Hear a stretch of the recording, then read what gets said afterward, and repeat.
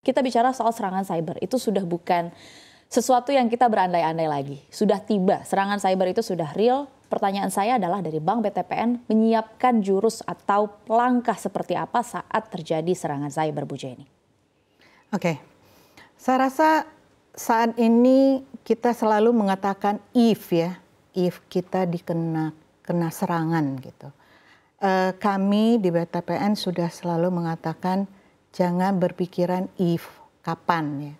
Tapi sekarang ini adalah kapan itu akan terjadi dan bagaimana kesiapan satu organisasi atau satu bank seperti Bank BTPN dalam menghadapi serangan cyber. Terus terang kami melakukan adalah memastikan dari sisi SOP, juknis, siapa yang bertanggung jawab. Karena pada saat terjadi serangan itu bukan hanya IT ya, dari IT yang harus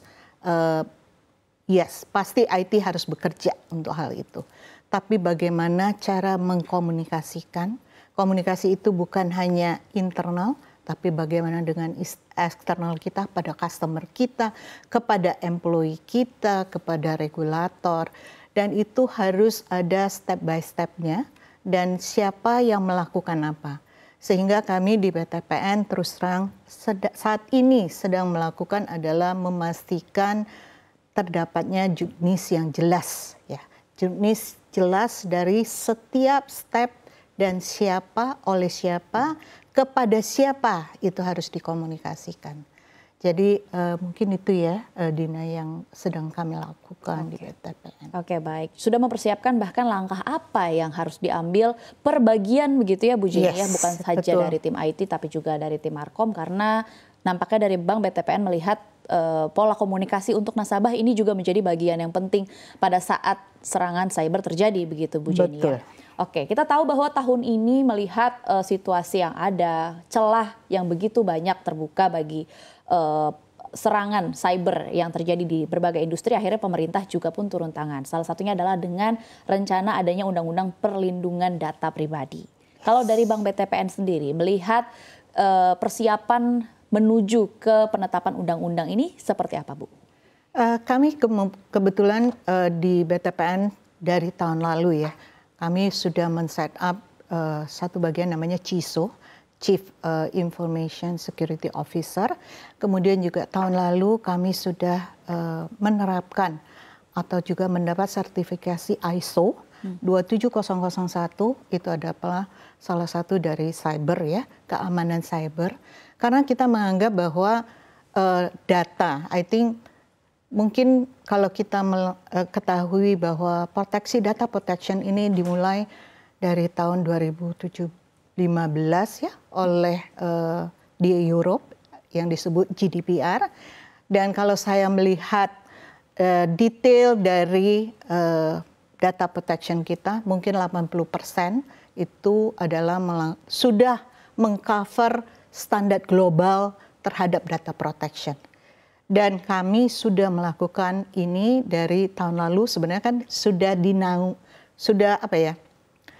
rencana ini sudah disampaikan dari tahun lalu, dan kami saat ini juga sudah memulai dari tahun lalu untuk men-set up yang disebut data protection, coba mengikuti ketentuan-ketentuan yang akan diperlakukan akhir Oktober ini. Oke, berarti memang komunikasi baik dengan pemerintah dan juga pemangku kebijakan yang ada sudah dilakukan begitu ya Bu Jenny ya. Kira-kira apa syarat atau tuntutan yang diminta baik oleh mungkin dalam hal ini OJK dan juga pemerintah kepada Bank BTPN selaku salah satu perbankan terkemuka di Indonesia berkaitan dengan perlindungan data pribadi ini, Bu? Iya, yang pasti ya kita harus tunduk. Dan itu banyak sekali ya, sangat detail ya, sudah dituangkan. Dan bagaimana kita memastikan bahwa sistem kita itu aman, terutama dalam mengantisipasi adalah kita memastikan keamanan data pelanggan kita. Baik itu data pribadi maupun data transaksi. Karena kalau kita berbicara tentang nanti hacker, kita berbicara tentang fraud yang saat ini terjadi, kan terjadinya pembocoran data baik oleh penyedia maupun oleh customer sendiri ya. Betul. Nah, kami di BTPN itu kami juga selalu melakukan edukasi kepada customer kita untuk hati-hati dan selalu update dengan tren yang terjadi ya. Tren-tren fraud yang saat ini kan sudah polanya itu kan udah lebih canggih, lebih boleh dikatakan unthinkable aja buat kami juga ya di perbankan untuk menyiapkan itu. Apalagi dengan adanya AI. Itu kejadian fraudnya udah bertambah canggih, sehingga buat perbankan sendiri harus menyiapkan tool yang lebih canggih lagi gitu loh. Betul. Dan harus melihat kita menyebutnya anomali dari transaksi si customer. Kalau customer itu baru aja tadi bertransaksi di Jakarta, kenapa ada transaksi di luar ya gitu loh. Itu langsung kita hubungin, langsung cardnya kita tutup gitu loh. Ya, jadi kita melihat anomali demografi itu sangat penting. Karena apa? Nggak mungkin orang bertransaksi sekarang unless e-commerce ya. Kalau bertransaksi saya baru withdraw atau pakai di Jakarta. Dan next 1 hour kamu udah ada di Singapura. Mungkin nggak ya gitu loh. So we need to understand the trend daripada transaksi dan penggunaan tadi juga kita menyampaikan kan ya. Penggunaan AI itu menjadi sangat penting gitu loh. Untuk menjamin data customer kita itu terlindungi. Dan itu yang dilakukan oleh BTPN saat ini. Untuk mempertegas berarti dari penjelasan Bu Jenny sendiri melihat atau menanggapi keberadaan teknologi terkini, yaitu yang pertama adalah teknologi AI dan juga tadi mungkin kalau yang saya tangkap dari penjelasan Bu Jenny berarti dari Bank BTPN juga memanfaatkan big data, begitu ya, untuk meningkatkan keamanan cyber nasabah. Berarti memang dari Bank BTPN ini sudah memanfaatkan dua teknologi ini ya, baik untuk operasional perbankan sendiri, untuk di karyawan dan juga untuk nasabah, begitu Bu Jenny? Kita sudah melakukan itu, even kita sudah mengimplement tools tersebut dari tahun lalu. Karena begitu tahun lalu kita tahu tren fraudnya itu banyak, kita sudah memakai yang namanya, sebenarnya big datanya BTPN itu sudah build dari 7 tahun yang lalu. Tapi penggunaan tools dengan saat ini kita punya AI yang lebih baik, itu sudah dapat kita menghasilkan lebih banyak datanya, lebih banyak informasinya, lebih baik kita dalam melakukan analisa ya. Itu menurut saya. Sebenarnya kan sama dengan teknologi yang lama begitu, pada saat AI masuk, kemudian big data masuk ke Indonesia, orang sudah mulai melihat potensinya memang sudah betul begitu ya, bisa dimanfaatkan, bisa mempermudah kehidupan manusia pada dasarnya, tapi juga banyak pintu-pintu terbuka dalam artian ini seperti pedang bermata dua. Artinya serangan cyber pun semakin terbuka celahnya untuk masuk. Kalau dari Bank BTPN sendiri melihat tantangan ini berkaitan dengan teknologi AI dan juga big data seperti apa Bu Jenny? Kalau saya melihat bahwa kita harus menggunakan AI itu dengan the right